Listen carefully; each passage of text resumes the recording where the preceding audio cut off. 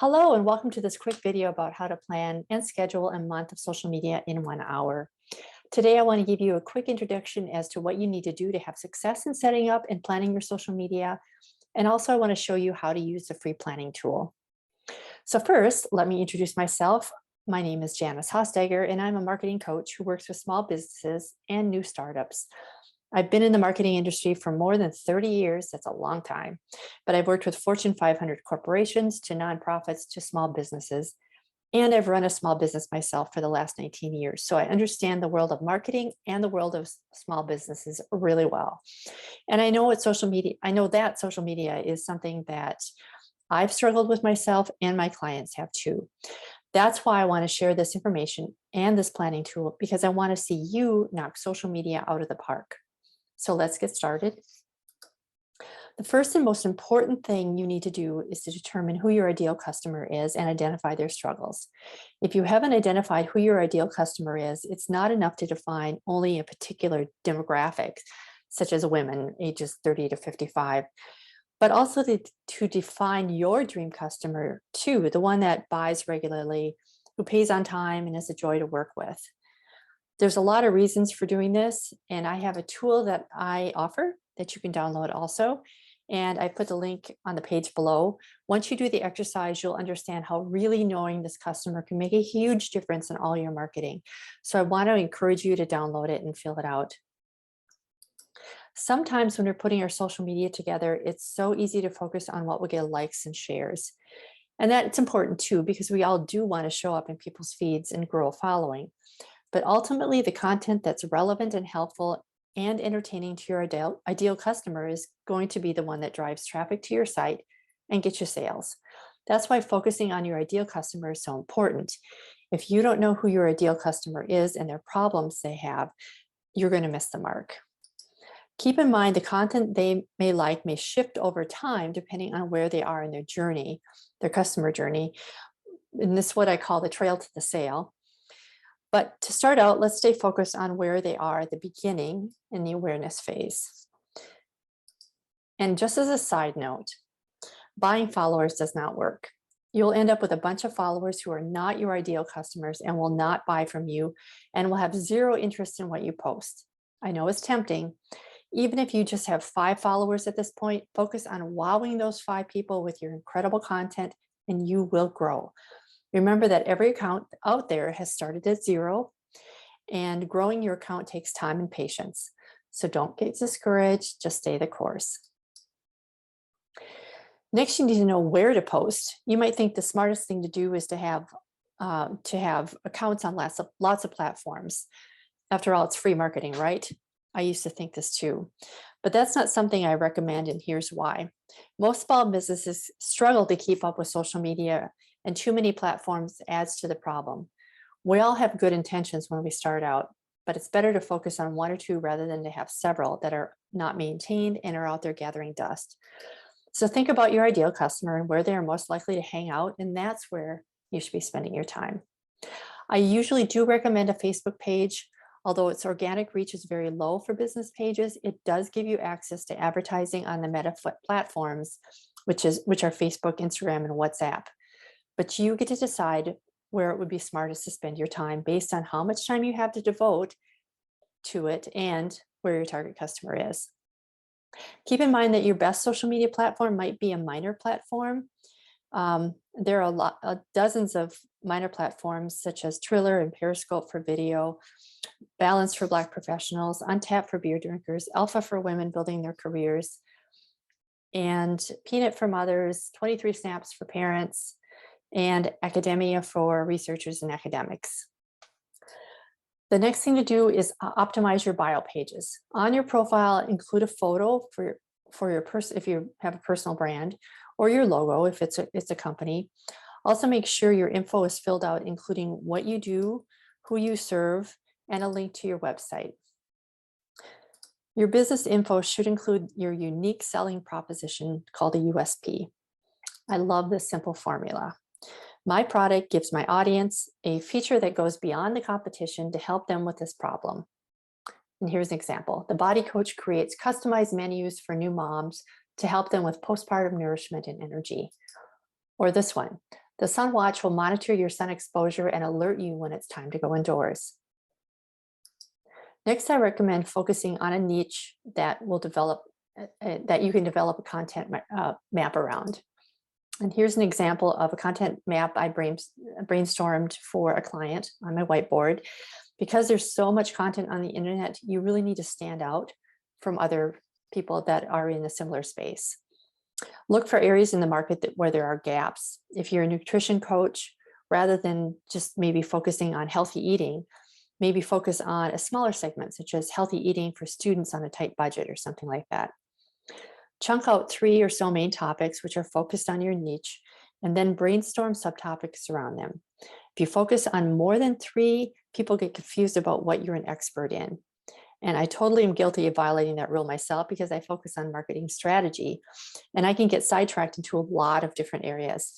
Doing this exercise really helped me make topics clear and consistent for my followers. Next, let's talk about something we all struggle with, and that is what to post. We've all spent time staring at our screen, trying to think of something that's worth sharing and posting. When we don't have a plan, we fall into posting about things that are easy and familiar instead of what people engage with. So I've developed 7 categories of social media that will help you know exactly what to post. They are know, like, and trust, teach something new, building relationships, inspiration and motivation, promotion, and fun and entertainment, and then last of all, trends. Information in these 7 categories will help you share information that will both help your customers and drive sales. Let me go into a few details about each of them. Know, like, and trust. People won't buy if they don't know you, like you, or trust you. It's how it is. Share ways that your followers can get to know you, like you, and trust your brand. This is your opportunity to show them your human side and then your real life. Posting photos of things you do on weekends, maybe your family, and talk about why you love to do what you do. When you're real, people can sense it. So show what makes you unique. The second category is teach something new. People like to learn new things, and they do it on social media in small doses rather. Teach them something easy to consume, some how-tos, and ask them to save it. The next one is building relationships. Social media is for being social. It's easy to use a scheduling tool and just schedule out all your posts in advance, but you're less likely then to engage with them. To do that, you'll need to hop on the platform, reach out to new followers and people who you follow, and give meaningful comments, more than just an emoji, okay? And send direct messages. It's not as scary as you think, and it doesn't take much time. Don't let bots do this. People will remember real interaction and respond favorably to it. Just takes like 5 to 10 minutes a day. Next one is inspiration and motivation. We need to be inspired and motivated from time to time. I know I do. I love quotes and motivational messages. Think of a way that you can do that for your followers. Here are a few. Promotion. If you're in business, you're there to sell a product or service. So little promotion is just fine. People want to buy from you if your product will solve a problem for them. Oftentimes people talk about an 80-20 rule, 80% content to 20% promotion. I think this is a really great balance. Next is fun and entertainment. If you think about why you go on social media, I'm guessing it's to take a break, connect with people, and have some fun. That's why it's good to include some fun content in your mix each week, just to keep it entertaining. The last one is trends. This isn't necessarily a type of post, but it's content in general. Trends are something to pay attention to. When a social media platform releases new features, they often reward people who use them by pushing their posts into the feed more often. Visitors like new trends too, so it's a win-win. So now let's talk about the anatomy of the post itself. In copywriting, there's something called the AIDA Formula, or attention, interest, desire, action. I've simplified it and made it easier to remember for social media posts. AIM, which stands for attention, information, and mission. And here's an example. So the attention this is the hook that gets people to want to read more. In this case, it's want a sneak peek into what happens, or excuse me, where my business inspiration happens. And then the next is the information, which is where the meat of the text is. And then in the bottom, it's the call to action, or what I call the mission. You're sending them on a mission of telling them what you want them to do next. Using this formula will help you remember to include those three components in your posts, and they're more likely to get positive responses. Now I want to talk about hashtags. If you're unfamiliar with hashtags, they're a combination of letters, numbers, or emojis preceded by the pound symbol to categorize your content and make it easier to discover. They're especially relevant on platforms such as Instagram, Twitter, and LinkedIn because people follow certain hashtags. The goal of hashtags is to get discovered by new audiences. The more eyes on your brand means more sales for you. There are different types of hashtags I post. Talk about location searches, geographic searches, industry searches, specific niches, topic of image searches such as like dogs of Instagram, and relevant topics where people look for information, things they want to learn. Some very popular hashtags such as hashtag entrepreneur have millions of posts, like 88 million last time I checked. I include it sometimes because it's relevant, but because my account is relatively small, I'm not likely to show up in the search results. So I include some large hashtags, some medium-sized ones, and some that are more niche. Finally, on social media, consistency rules. Planning and scheduling your posts allows you to be consistent. Here are 4 reasons to post regularly. 1, the algorithm for Facebook, Instagram, LinkedIn, and YouTube all favor creators who post on the regular.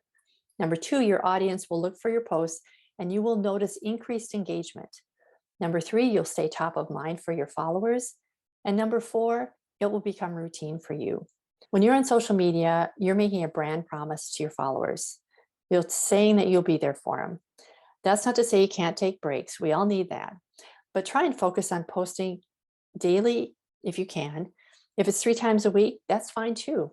Just make sure you're consistent. That's where my free planner is going to be a godsend for you. It will help you determine how often you want to post, what type of post you're going to share, and keep track of your resources. It's important to schedule and build a routine around it, or it will take a back seat. Trust me, I've been there. I don't know about you, but I find it easier to plan in advance and batch create my social media content. So I schedule on my calendar a day when I can determine what I'm going to post over the next month. Then I schedule time to create graphics and videos if I need to do that. If you have a team or a virtual assistant, this is a time to recruit their help to implement them as well. So let me show you what the schedule is like on the inside. So here is my 2022 social media planner that I'm sharing with you. The first tab is just kind of some general instructions on how to use it. The next tab is what I call content recipes. I break them down into 7 important content types. And I list ideas at the bottom of it, and then I leave a space for your own ideas. Then I have a tab for what I call a hashtag bank, so that you can keep track of hashtags that are relevant in your industry and for niches you follow and topics and so on. That way you don't have to do research and just search for them each time. You can just copy paste them into your posts. Then I have a page for monthly insights. And let me tell you, this is important to do. I know we all want to just kind of post and kind of forget about it, and hopefully it's doing well, but you don't really know how your accounts are growing, and you won't know exactly where to put your energy in the future if you don't know how your platforms are growing, right? So if you've got platforms on Instagram and Facebook, at the end of 3 or 6 months, you start seeing that Facebook isn't getting much engagement. Maybe it's not worth your time and energy to keep that up. So this is a really great way to see who's responding to you and where your target customer is really hanging out. And then I have the monthly posts, posting calendar itself. I have the category that you can, which is a drop down. You can list a topic, and then these particular ones right here are for specific platforms, depending on which you want to spend your time on, and these can certainly be customized as well. Then I have a place for the caption, the image format, because you can decide in advance if you want to do videos or reels, or if you just want to do images.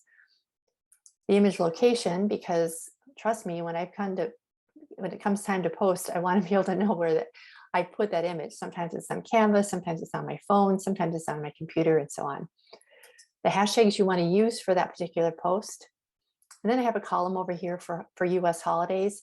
You might want to fill that in with some more relevant holidays to your industry, like National Pizza Day, or, whatever.